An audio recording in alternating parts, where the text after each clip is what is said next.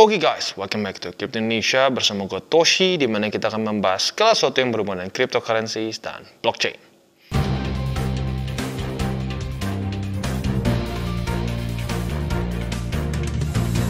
Oke, jadi seperti yang kita lihat ya, market gak jelas mau kemana. Secara TA bisa dibilang udah 2 hari ini mandat terus di daerah situ ya, sideways extreme. Nah, sepertinya dari kemandetan ini banyak orang yang mulai bingung nih, pengen cari tahu ada nggak sih analisa lain. Dan ya buat kalian tahu, di cryptocurrency ada yang namanya on-chain analysis. Dan on-chain analysis ini adalah data yang diambil langsung dari blockchain. Jadi contohnya misalnya kalian mau dapat data BTC, ya ambil dari blockchainnya BTC. Apa saja yang terjadi. Ya seperti yang kalian tahu, ini adalah open public, ya sebenarnya public ledger gitu si BTC ini. Maka datanya semua bisa kita ambil. Nah, on-chain analysis ini adalah simpelnya dia membuat data ini semua dalam satu UI atau user interface. Jadi pada hari ini kita akan bahas apa itu on-chain analysis dan gunanya seperti apa. Oke guys, jadi pada hari ini kita akan membahas mengenai on-chain analysis. Ya, jadi sebenarnya udah ada beberapa orang yang nanya ke gue nih mengenai on-chain analysis ya, dan pengen gue ngebahas mengenai on-chain analysis. Nah, tapi gue sebenarnya rada bingung awalnya, karena gini, awalnya gue kepikir digabungin ke DCWT gitu ya, tapi DCWT lebih ke TA kan, ini bukan teknik analisis, jadi ya awalnya rada bingung. Tapi akhirnya gue putusin buat dipisah dulu deh ke satu video terpisah. Nah, nanti kita lihat kalau banyak demand-nya dan lu tertarik buat gue bikin video sejenis ini lagi, boleh komen di bawah. Ya mungkin pilihannya ada dua. Yang satu bisa digabungin sedikit sama DCWT atau mungkin dibikin satu segmen terpisah ya. Nah, untuk sekarang kita jelasin dulu apa itu on-chain analysis. Sebenarnya simple banget ya. Kita jelasin dari katanya itu sendiri, on-chain ya, dalam chain. Chainnya apa? Blockchain. Jadi seperti yang kita tahu, cryptocurrency ini menggunakan teknologi blockchain. Dan blockchain yang public ya seperti BTC, ETH dan banyak yang lain itu menggunakan blockchain yang terbuka yang bisa kita lihat semua transaksinya. Tetapi kalau kita melihat data mentahnya itu ya pasti bisa muntah darah. Karena apa? Karena terlalu banyak datanya. Begitu. Nah, on-chain analysis ini basically memberikan satu UI ya atau user interface yang bisa menunjukkan data-data spesifik yang ada hubungannya dengan potensi apakah ini akan lanjut atau tidak. Gitu. Itu simpelnya ya. Nah, tentunya ada banyak banget. Ada di sini nih ya beberapa genre-nya lah gitu kesannya ya. Ada exchange flow, ada flow indicator, market indicator, miners flow, derivatif, dan banyak lagi. Dan tujuannya bisa dibilang berbeda-beda satu sama lainnya. Nah, pada hari ini kita akan bahas beberapa. Dan ya baik lagi, kalau ini cukup populer ya, mungkin gua akan bikin satu segmen khusus yang membahas spesifik on-chain saja ya. Jadi buat kalian yang tertarik bisa komen di bawah. Oke, dan yang pertama kita ada satu on-chain analysis yang bernama Exchange Net Flow Total ya. All exchanges tentunya ini ya, semua exchanger. Nah, jadi simpelnya apa? Kadang-kadang ada orang lebih suka ngebahasnya outflow-nya aja, inflow-nya aja. Nah, kalau gue pribadi mendingan sekalian aja kita semuanya gitu, net flow. Nah, apa bedanya net flow sama inflow dan outflow? Simpelnya net flow ini adalah selisih atau kesannya inflow dikurangi outflow. Maka itu hasilnya adalah net flow gitu ya. Nah, jadi apabila merah seperti ini, dalam hari spesifik ini menunjukkan lebih banyak orang yang mengirimkan keluar BTC mereka dibandingkan yang memasukkan BTC ke exchange, begitu kesannya ya. Nah, jadi kalau kita lihat secara korelasi dengan harga, kecenderungannya seperti ini. Apabila lebih banyak orang yang mengeluarkan BTC, ya, mengeluarkan BTC dari exchange, maka secara statistik ya lebih banyak orang yang akan hold long term, gitu. Kenapa? Karena ya pada faktanya kita tahu untuk mengeluarkan BTC dari exchange itu ada biaya. Itu berarti kalau ada orang mengeluarkan dalam jumlah besar, cukup banyak orang yang berencana untuk menghold BTC dalam cukup lama gitu ya. Nah, salah satunya adalah terjadi saat waktu di sini ya. Waktu drop di sekitar bulan Maret 2020. Di mana kita tahu itu adalah kapitulasi COVID ya. Saat itu market sudah mulai recover ya, sudah mulai recover dan kita lihat apa namanya cukup banyak transaksi terjadi di sini. Tetapi dia drop parah karena ya kondisi COVID-19 ya, di mana semakin parah di bulan Maret itu. Buat kalian yang masih ingat tuh awal-awal COVID, nggak langsung kan ya, nggak langsung di 2020 parah gitu. setelah beberapa lama mulai karantina, nah mulai tuh markets bergonjang-ganjing ya, bukan cuma kripto, Nasdaq, S&P semua pun kurang lebih ngejeprut di tempat yang sama di sini ya. Aduh, ngejeprut ya, bukan ngejeprut, jatuh, ngedam ya, ngedam di daerah yang sama. Nah sekarang pertanyaannya, kita bisa lihat nggak, banyak nggak orang yang mengeluarkan BTC dari sini? Ternyata banyak. Kita lihat di sini ya, pada fakta yang kita zoom in. Banyak orang saat harga BTC mulai bottom, ya, saat dia sudah kapitulasi dan mulai bottom, banyak yang mengeluarkan BTC mereka dari exchange. Artinya apa? Di sini orang-orang sudah akumulasi BTC mereka dan sudah mereka kirim kembali ke wallet pribadi mereka. Ya bisa hot wallet, bisa juga cold wallet. Gitu ya. Jadi salah satu pertanda yang bisa kita lihat apabila markets itu mau lanjut naik atau mungkin mau reversal adalah banyaknya pengiriman BTC dari exchange ke wallet. Atau bahasa super kasarnya apa sih bro, kalau biar lihat chart langsung kelihatan. Kalau banyak merahnya di sini, artinya banyak orang yang mengeluarkan BTC. Berarti secara teori mereka akan menghold BTC itu untuk long term. Nah sekarang kita coba lihat pada faktanya sekarang ya, datanya seperti apa ya. Nah datanya ternyata belakangan ini lebih banyak orang membuang, atau bukan membuang ya, BTC dibuang, konyol banget, bukan dibuang. BTC banyak yang dikeluarkan dari exchange. Artinya apa? Possibility-nya secara on-chain analysis-nya berarti banyak orang yang sudah akumulasi dan mengeluarkan BTC mereka dari exchange. Kemungkinan besar akan banyak orang-orang yang akan menghold untuk long term untuk BTC. Maka dari itu, seringkali kita bisa lihat dengan posisi seperti ini, ya ada kemungkinan, ya ada probabilitas BTC bisa lanjut lagi ke atas tanpa harus ke ya 20.000, 30.000. Nah, buat kalian yang bingung kenapa angka 20.000, 30.000 bisa keluar, boleh cek di video worst case dan best case scenario gue mengenai cryptocurrency market. Ya. Jadi itu yang pertama, yaitu adalah exchange net flow. Oke, dan kita masuk yang kedua ya. Bisa dibilang yang kedua ini juga sangat mirip ya. Kalau tadi net flow exchange, yang sekarang net flow total dari miner ya. Sesuai dengan namanya, kalau yang net flow dari exchange ini adalah semua transaksi yang terjadi di semua exchange yang kita bisa ya ada datanya lah gitu kesannya ya. Nah, kalau di sini ini spesifiknya mereka mencari para miners. Ya, para miners apakah mereka nge-hold BTC mereka atau mereka kemungkinan buang ke markets gitu. Nah, simpelnya seperti apa? Kalau merah ya seperti ini nih. Merah itu artinya banyak miners yang malah kesannya dia malah tarik dari exchange dimasukin ke wallet mereka. Gitu. Nah, artinya apa? Kalau merah seperti ini, kebanyakan kemungkinan ya secara probabilitasnya banyak miners yang menghold BTC mereka karena mereka berharap harga akan lebih tinggi.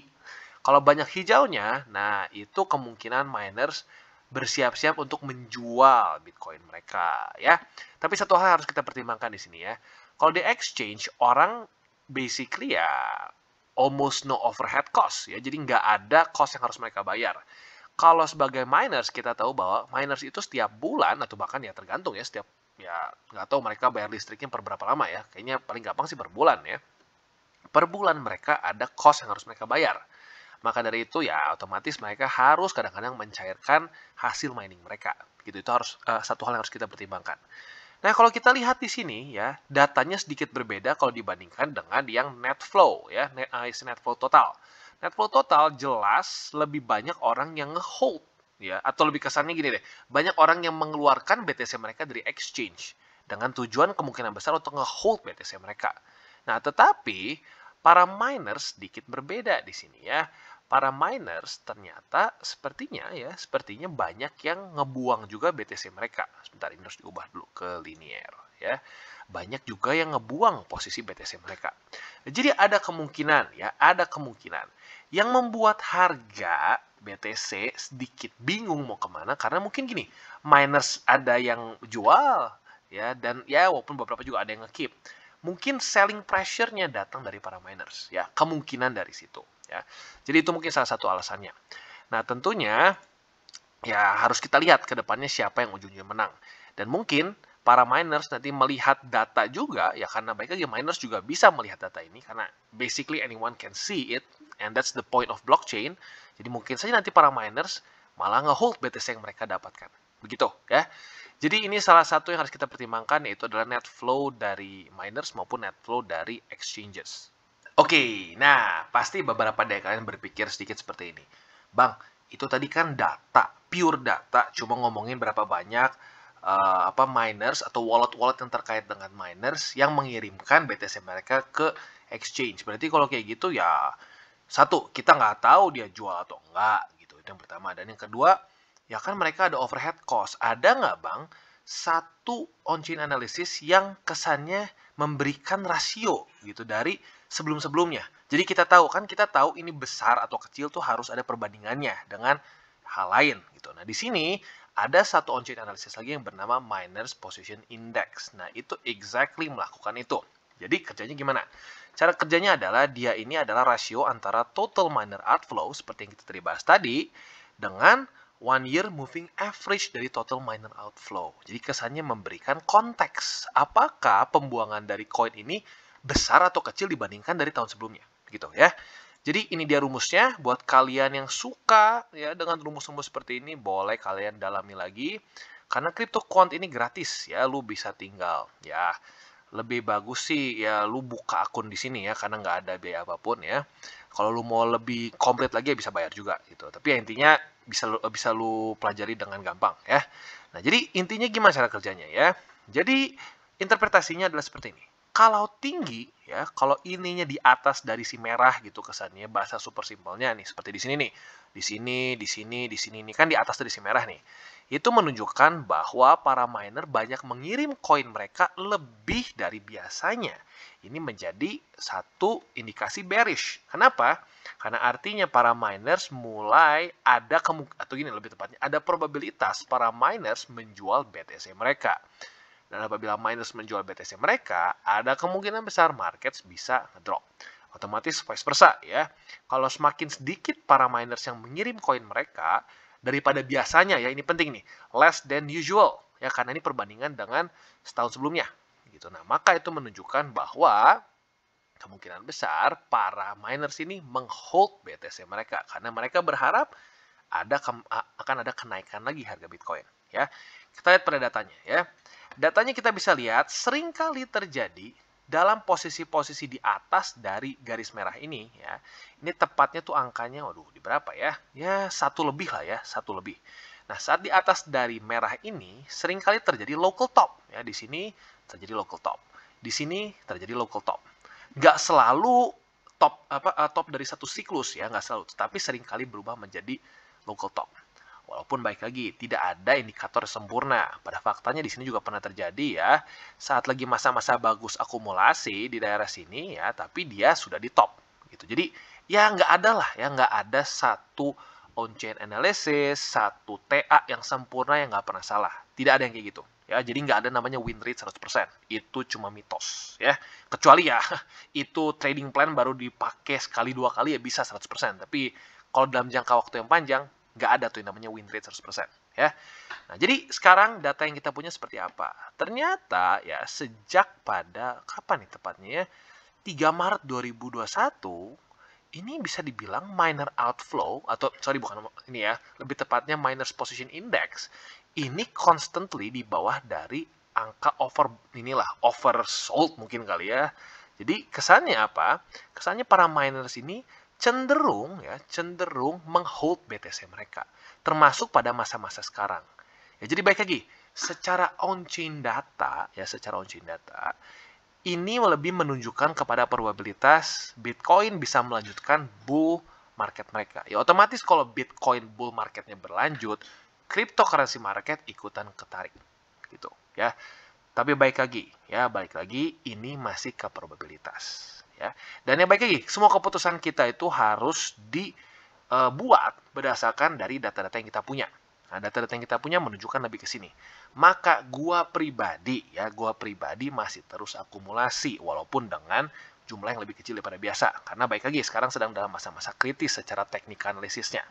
Ya, tetapi ya ini dia gunanya dari on-chain. On-chain bisa membantu melihat dari perspektif yang kita nggak bisa lihat secara technical analysis. Ya. Jadi ini dia Miners Position Index. Oke, jadi itu kurang lebih mungkin perkenalan kita terhadap on-chain analysis ya. Dan bisa dibilang on-chain analysis ini di Indonesia terutama ya mulai semakin lebih populer kayaknya. Banyak yang nanya juga Karena mungkin yang kita bisa lihat secara TA seperti tidak ketemu jawabannya ini ya, sideways terus ya, dan mungkin banyak orang-orang mulai bosan. Ya kalau bosan biasanya kedua yang kejadian. Yang pertama ya udahlah malas, bosan, tinggalin, atau cari ke ada data lain gak sih? Ada analisa lain gak sih? Dan sepertinya cukup banyak yang mulai tertarik dengan on-chain analysis. Dan jujurnya menurut gue ya kepake juga, ada gunanya. Dan ini bisa dibilang cukup unik terhadap dunia cryptocurrency. Kenapa? Ya karena cryptocurrency itu menggunakan blockchain yang public, yang datanya bisa diambil ya dan digunakan untuk membuat analisis-analisis seperti ini.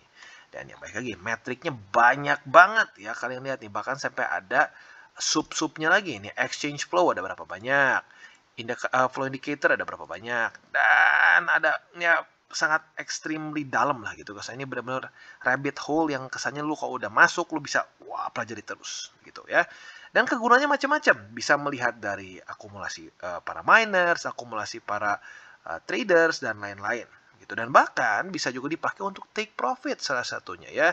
Di sini gue ketemu juga ada yang namanya itu ini MVRV ratio ya, dimana kesannya ya super konyolnya tuh gitu ya, atau bahasa konyolnya, kalau di merah take profits, kalau di hijau ini kita bisa akumulasi gitu. Jadi banyak lah data-data yang bisa kita pelajari di sini gitu. Dan buat kalau lu yang tertarik ya pembahasan dengan analisa-analisa seperti ini ya, boleh komen di bawah ya, dan apabila cukup banyak orang yang tertarik dengan konten-konten seperti ini, gua akan lanjutkan ya, atau antara gua bikin segmen terpisah, mungkin on-chain analysis with Toshi, atau mungkin bisa digabungkan juga dengan DCWT ya. Jadi kurang lebih seperti itu gambaran dari on-chain analysis. Oke, jadi kesimpulannya seperti apa? Seperti yang kita bisa lihat pada faktanya, secara garis besarnya, ini seperti satu akumulasi yang terjadi. Ya, bukan gue yang ngomong, tapi data dari on-chain-nya. Ya. Orang-orang seperti miners gitu ya, dengan indeks mereka menyatakan bahwa mereka cenderung nge-hold BTC mereka dalam posisi sekarang. Nggak dalam kondisi di atas atau oversold gitu. Dan dari exchanger juga ya, secara datanya outflow-nya cenderung banyak. Artinya banyak orang yang memindahkan BTC mereka dari exchange ke wallet mereka. Nggak tahu cold atau hot ya, pokoknya keluar dari exchange. Artinya kemungkinan besar mereka akan menghold BTC untuk jangka waktu yang cukup panjang. Ya. Maka dari itu ya bisa dibilang sekarang lebih masuknya ke akumulasi tentunya ya. Walaupun ya baik lagi tidak ada yang pasti dalam markets, tetapi pada datanya menunjukkan seperti itu. Nah, buat lu yang suka dengan konten seperti ini yang yang mungkin lebih ke on-chain, bisa komen di bawah, dan mungkin kedepannya kita akan antara digabungin dengan DCWT atau bikin satu segmen terpisah ya. Jadi kurang lebih seperti itu untuk on-chain analysis. Dan bagi kalian yang belum mengikuti DCWT atau Daily Charting with Toshi, bisa klik di sini, di mana kita akan daily chart your favorite cryptocurrencies. Dan buat lo yang mungkin masih bingung cara baca chart, candles, dan hal-hal mendasar lain, bisa juga klik di sini ada tutorials with Toshi. Dan buat lo yang berencana untuk buka akun mungkin di Huobi, di Bybit, di Maxi, dan banyak lagi, bisa juga klik di bawah ada link referral kita. Tentunya nggak wajib, tapi dengan lo menggunakan link referral kita secara aktif, lo membantu perkembangan dari TCI. Ya, dan satu lagi, jangan lupa juga untuk join Telegram group kita, di mana kita bisa ngobrol-ngobrol santai mengenai dunia cryptocurrencies, dan mungkin bisa dibilang nggak cuma crypto, tapi lebih ke finance juga in general. Ya, so jangan lupa untuk like, subscribe, click the bell icon, and see you on the next video.